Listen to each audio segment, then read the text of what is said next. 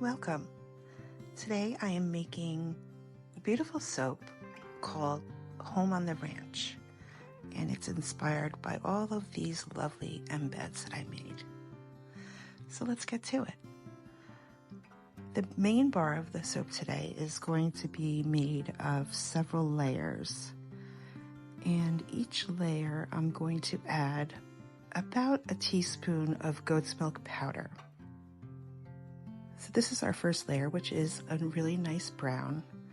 And what I'm doing is matching my layer colors as closely as I can to the embeds that I made. The embeds are goat's milk melt and pour, so slightly different colors will turn out, but they'll be similar. And the color palette is like a muted type of rainbow color palette. And I have a little bit of surprises on this soup, so you'll see. The fragrance I'm using today is by Makesy, and it is smoky sandalwood, and it is a beautiful sandalwood fragrance. So if you're looking for one, Makesy has a beautiful one. The notes on this fragrance say that it does accelerate somewhat, but I'm not finding that. So what I'm doing is kind of alternating mixing and getting the next one set up. I didn't want that to accelerate too much and not be able to pour, but at the same time, I wanted to get them ready. So I'm putting my second layer on, and this one did break through just a tad into the brown, but that's okay. And you'll see in the end, it still looks beautiful. So if you make soap and those little things happen, I just urge you to go with it, because there's nothing you can really do unless you're going to start all over again, and nobody wants to do that. So I'm pouring my fourth layer now. And this is a beautiful like mustard yellow, and I did mix some micas to create that yellow. All of my micas and the full recipe will be down below as well. Putting on this nice lighter pink layer.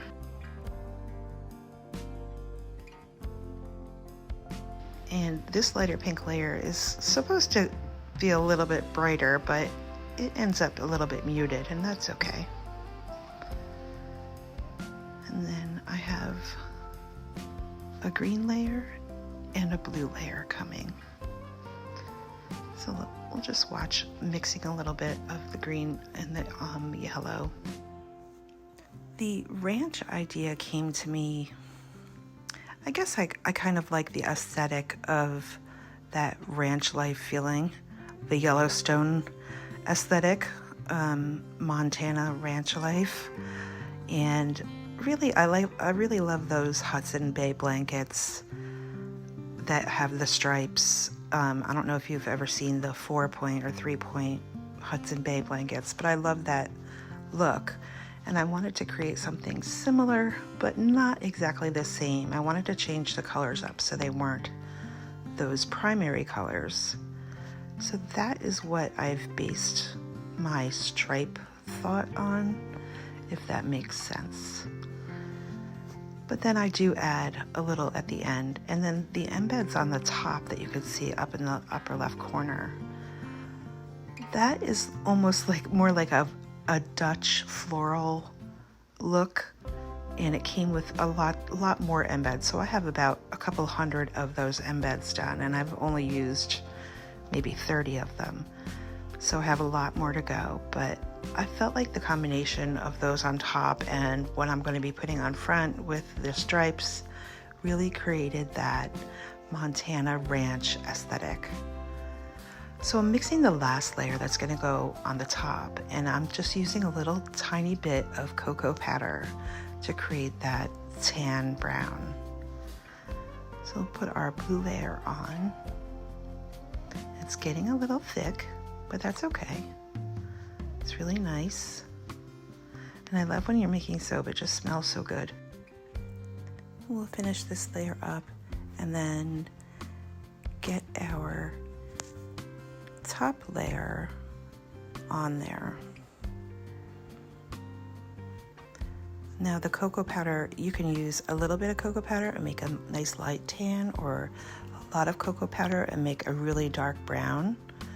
I added some titanium dioxide there. I just wanted to lighten it up just a little tiny bit.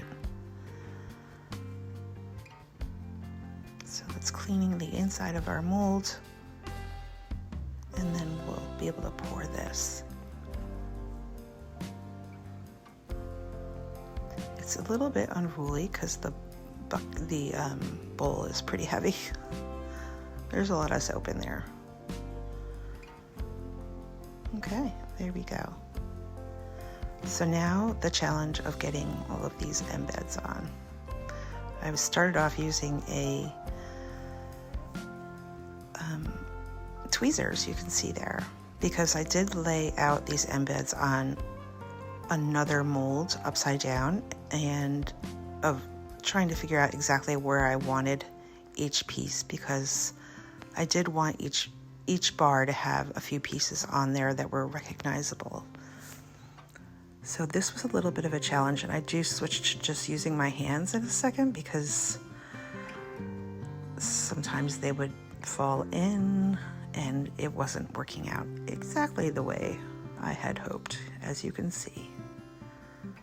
So I'm going to fast forward through this so you don't have to watch every single one.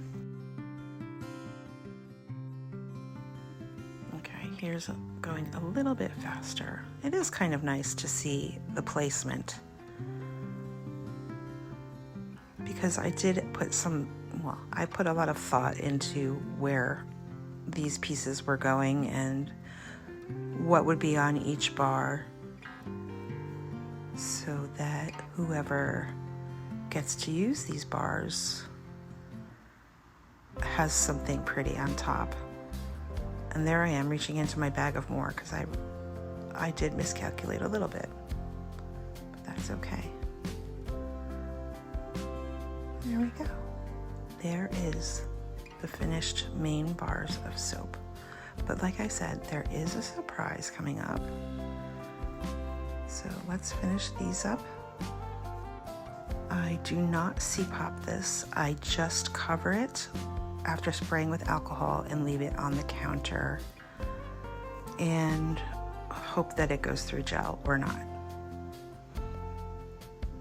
See, look how pretty that looks. I can't wait to cut it. Okay, here's the surprise.